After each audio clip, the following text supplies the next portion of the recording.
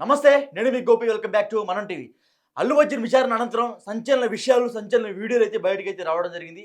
రేవతి మరణం వెనక చాలా ఆధారాలైతే ఈరోజైతే పోలీసులు సేకరించడం జరిగింది. ఆ సేకరించిన ఆధారాల్లో ఒకటి భాగంగా ఏ అయితే సంధ్య థియేటర్‌లో తొక్కిసలాటలో రేవతి చనిపోయిందో, ఆ సమయంలో బౌన్సర్‌లు విపరీతమైన తోపులాటలో ఆ తోపులాటలో భాగంగా రేవతి మీద తొక్కిసలాట ఎక్కువయ్యి, ఆ రేవతి చనిపోయింది కారణం బౌన్సర్‌ల వల్ల అన్నట్టుగా మనకి ఈ వీడియోలో కనబడుతుంది.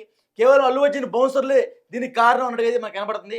సో ఇదే అంశం గురించి మాట్లాడడానికి మా పొలిటికల్ ఎడిటర్ కార్తీక్ ఉన్నారు. ఆయన అడిగి తెలుసుకుందాం. కార్తీక్ గారు, మనం చూసుకోవచ్చు ఇప్పటిదాకా అల్లు అర్జున్ మీద ఈ కేసు నడుచుకుంటూ వచ్చింది. ఇప్పుడు బౌన్సర్‌లు దీనికి కారణాలుగా మనకైతే ఈ వీడియోలు కనబడుతున్నాయి. ఈ బౌన్సర్ చేతిలో కూడా రాడ్లు ఉన్నాయి. సో దీని మీద మీరేం మాట్లాడతారు?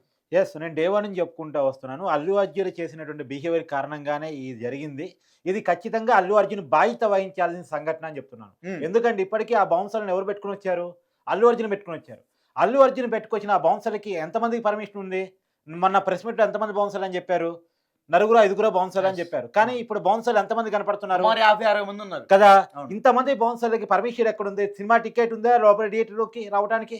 రెండోది వాళ్ళు చేస్తున్నటువంటి చూడండి చాలా అత్యంత వీళ్ళందరూ ఇప్పుడు చుట్టుపక్కల బౌన్సర్లు రాడ్లు పట్టుకోవడం ఏంది? ఎవరిచ్చిండు హక్కు? చట్టాన్ని చేతిలో తీసుకుంటారా? మీరు కర్రలు పట్టుకోవడం ఏంది? రాడ్లు పట్టుకోవడం ఏంది? ఇది బౌన్సర్లు చేసినటువంటి హత్య. ఇది అల్లు అర్జున్ చేపించినటువంటి హత్య. ఇది యెస్. ఇది ప్రమాదం కాదు.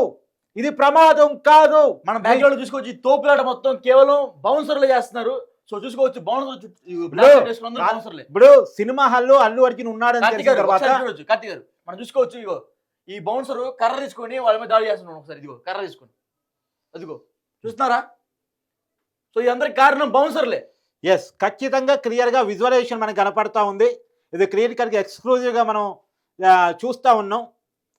అంటే అల్లు అర్జున్ చూడటానికి లోయర్ బాల్కనీ నుంచి హయ్యర్ బాల్కనీకి వెళ్ళటానికి జనం ప్రయత్నం చేస్తా ఉన్నారు. దాన్ని బౌన్సర్‌ని నెట్టి వేస్తా ఉన్నారు. కర్రలతో చట్టాన్ని చేతిలో తీసుకుని వాళ్ళ మీద యుద్ధం ప్రకటిస్తా ఉన్నారు. నిజానికి వాళ్ళని ఎలో చేసి ఉంటే ఇంత మనం ప్రమాదం చూసుకోవచ్చు. కాదేమో. ఇక్కడ పోలీసులు కూడా ఉన్నారు. పోలీసులు సరే పోలీసులు పట్టించుకోవట్లేదు. పోలీసుల మీద అసలు కూడా దాడి చేస్తున్నారు. పోలీసులే అల్లు అర్జున్ కలవటానికి లేదక్కడ. పోలీసులు ఒక మహిళ చనిపోయింది, తొక్కిసలాట జరిగింది, మేము అల్లు అర్జున్‌కి వివరిస్తామని చెప్పేసి అంటే పిఏ పేరేదో చెప్పారు. సంతోష్ చేంజ్. అయితే అతను మాకు చెప్పండి మేము చెప్తామని చెప్పేసి అతను ఇంకో లావాడు అతను అని చెప్పేసి మన ప్రెస్ మీట్‌లో పోలీసులు చెప్తున్నారు. ఏసీపీ రమేష్ చెప్తా ఉన్నాడు. ఫస్ట్ ఏసీపీనే పర్మిట్ చేయాలి అల్లు అర్జున్ దగ్గరికి వెళ్ళటానికి. కానీ తర్వాత డీసీపీ ఆదేశాల మేరకు వాళ్ళని తోసుకుని అల్లు అర్జున్ దగ్గరికి పోయి చెవిలో చెప్పాను, ఇట ఒక మహిళ చనిపోయింది, తొక్కిసలాట జరిగింది, తర్వాత ఒక బాలుడు సీరియస్ ఇంజ్యూరీస్‌తో హాస్పిటల్ పాలయ్యాడు అంటే నేను అయితే అయింది సినిమా చూసే పోతానని అల్లు అర్జున్ చెప్పాడంట. అన్నాడట. ఎంత దారుణం ఇది. పోలీసులు చెప్పారు కదా చాలా క్లియర్‌గా ప్రెస్ మీట్‌లో. సీఎం రేవంత్ రెడ్డి గారు అసెంబ్లీలో చెప్పారు కదా, అది అఫీషియల్ ఇన్ఫర్మేషన్ కదా, మన సొంత కవిత్వం కాదు, అఫీషియల్ ఇన్ఫర్మేషన్. అంటే ఎంత దారుణం ఇది. ఎలాంటి యాటిట్యూడ్ ఇది. ఇప్పుడు ఇన్నేళ్ల కెరీర్‌లో అదే కుటుంబం నుంచి చిరంజీవి గారు ఎన్నాళ్ళు హీరోగా ఉన్నారు, ఎప్పుడైనా ఇలాంటి యాటిట్యూడ్ చూసామా? నథింగ్. కానీ అల్లు అర్జున్ బిహేవియరే ఈ మొత్తం ఇష్యూ కారణం. ఒకటి నేను డే 1 నుంచి చెప్తున్నానండి, ఇక్కడ చాలా క్లియర్‌గా మీరు వినండి. పోలీస్ పర్మిషన్ లేకుండా అల్లు అర్జున్ వచ్చాడు అన్నది చిన్న విషయం. అతను సినిమా చూడటానికి వచ్చుంటే ఉండే సెలబ్రిటీ ప్రోటోకాల్ వేరేగా ఉంటుంది. కానీ అతను సినిమా చూడటం కోసం రాలేదు, సినిమా ప్రమోషన్ కోసం వచ్చాడు, ఈవెంట్ నిర్వహించాడు. ఇక్కడ నేను చెప్పదలుచుకుంది ఏంటంటే పోలీస్ పర్మిషన్ లేకుండా సినిమాకి వచ్చాడు అన్నది కాదు, పోలీస్ పర్మిషన్ లేకుండా సినిమా ప్రమోషన్ ఈవెంట్ నిర్వహించాడు.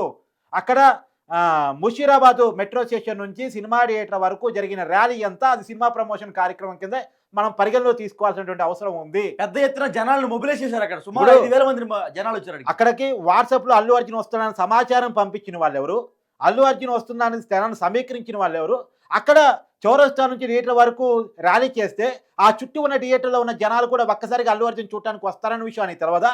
అక్కడ 15 థియేటర్లు నియర్ బై ఉన్న విషయం అల్లు అర్జున్ తెలవదా? ఆర్టీసీ క్రాస్ రోడ్ హైదరాబాద్లో ట్రాఫిక్ ఏరియాలో వన్ ఆఫ్ ది ఎక్కువ ట్రాఫిక్ ఉండే ఏరియా అన్నది అల్లు అర్జున్ తెలవదా? తెలియక కాదు, తెలిసినా సరే నా సినిమా ప్రమోషన్ నాకు కావాలనుకున్నారు తప్ప జనానికి ప్రమాదం ఏర్పడే అవకాశం ఉంది, తొక్కిసలాటకు గురయ్యే అవకాశం ఉంది, ప్రజలు ఇబ్బంది పడతారు, ప్రజలకు అసౌకర్యం కలుగుతుంది, రోడ్డు మీద పోయే వాళ్ళకి ఇబ్బంది కలుగుతుందని అల్లు అర్జున్ ఆలోచించలేదు. సినిమా థియేటర్లో కూడా వాళ్ళ ఎవరైతే చట్టాన్ని చేతిలో తీసుకుని రాడ్డు కనపడుతున్నారో బౌన్సర్లు, అంటే ఇక్కడ జనం ముందు బౌన్సర్లు అందరూ లోపలయ్యారు. ఫస్ట్ ఆఫ్ ఆల్ ఇప్పటికే ఒక బౌన్సర్ని అదుపులో తీసుకున్నారు. మరి ఆ కర్ర పట్టుకున్న బౌన్సర్ కర్రబడి కొడుతున్నారు, పోలీసుల మీద చేసుకుంటున్నారు. వాళ్ళెవరు హీరో చట్టాన్ని చేతిలో తీసుకోవటానికి, పోలీసులను కొట్టడానికి? వాళ్ళు చట్టం ఏ హక్కు ఇచ్చింది? వాళ్ళకి వాళ్ళు ఎట్లా- ఏ ఇప్పుడు ఏజ్కి సంబంధించిన బౌన్సర్లు అంటే దానికి ఉన్న అర్థం ఏంటంటే సెలబ్రిటీలు బయట సమాజంలోకి వచ్చినప్పుడు వాళ్ళ మీద ఈగకుండా వాళ్ళకుండా వాళ్ళ దగ్గరికి ఎవరు వెళ్లకుండా లేదు వాళ్ళని ఇబ్బంది పెట్టకుండా గిచ్చకుండా గిల్లకుండా ఉంచడం కోసం ఉండే ప్రొడక్షన్ దాని లిమిటెడ్ ప్రొడక్షన్ ఉంటుంది. అది కూడా దాని మరి వాళ్ళు తీసుకున్న బౌన్సర్కి పర్మిషన్ ఉందా, వాళ్ళ ఇచ్చినటువంటి ఆర్గనైజేషన్ పర్మిషన్ ఉందా, ఇవన్నీ కూడా చెక్ చేసుకోవాల్సిన అవసరం ఉంది. కానీ బౌన్సర్లు రౌడీ లేక బిహేవ్ చేయడం రాదు. వాళ్ళు కేవలం ఆపేవాళ్ళు తప్ప రౌడీజం చేసేవాళ్ళు, తోసేవాళ్ళు, కొట్టేవాళ్ళు కాదు. వాళ్ళకి ఆ పర్మిషన్స్ లేవు. వాళ్ళు అలా చేయడానికి వీలేదు. చట్టాన్ని చేతిలో తీసుకోవడానికి ఏ వ్యక్తికి హక్కు లేదు. కానీ చట్టాన్ని చేతిలో తీసుకొని పెద్ద పెద్ద రాళ్ళు పట్టుకొని సామాన్యుల మీద తిరుగుబాటు యుద్ధం లేక చేసి ఇప్పుడు ఆ పరిస్థితి ఉందంటే ఏం చేయాలి? Allu Arjun immediate cinema theatre నుంచి వెళ్ళిపోవాలి. ఈ పరిస్థితి సినిమా థియేటర్లో ఉంది, తన వల్ల ఇబ్బంది అవుతుంది అనుకున్నప్పుడు అల్లు అర్జున్ అక్కడి నుంచి వెళ్ళిపోవాలి. కానీ వెళ్లకుండా అక్కడే ఉండి తన బౌన్సర్ల చేత సామాన్యుని నెట్టిపిస్తున్నాడంటే అల్లు అర్జున్ చేసిన తప్పు కదా. ఇప్పుడు చెప్పండి, అల్లు అర్జున్ ఆ మనిషిని చంపారా లేదా? రేవతి వృతికి అల్లు అర్జున్ కారణం. నేను పోలీసుని డిమాండ్ చేస్తున్నాను, అల్లు అర్జున్కి ఇచ్చినటువంటి బెయిల్ని ఈ ఆధారాలను చూపించి కోర్టులో చూపించి బెయిల్ని క్యాన్సిల్ చేయించడానికి ప్రయత్నం చెయ్యండి.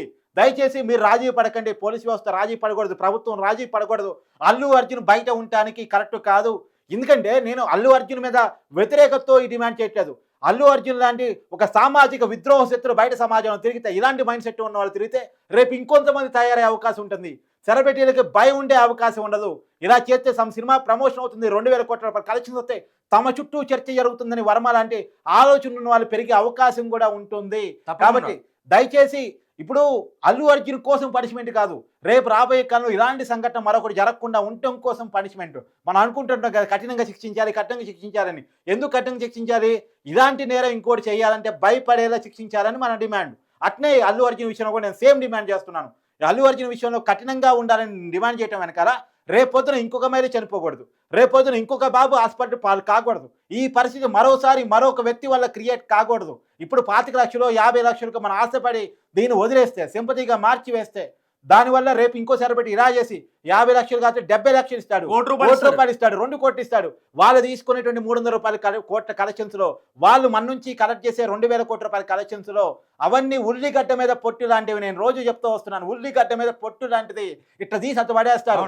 దానివల్ల సినిమా ప్రమోషన్ అవుతుంది అనుకుంటారు. ఇప్పుడు అల్లు అర్జున్ అరెస్ట్ని కూడా సింపతిగా మార్చుకొని నార్త్లో ఎన్ని కలెక్షన్స్ కొట్టాడో మనం చూస్తూ ఉన్నాం. కాబట్టి ఇది ఒక రాంగ్ ఇండికేషన్.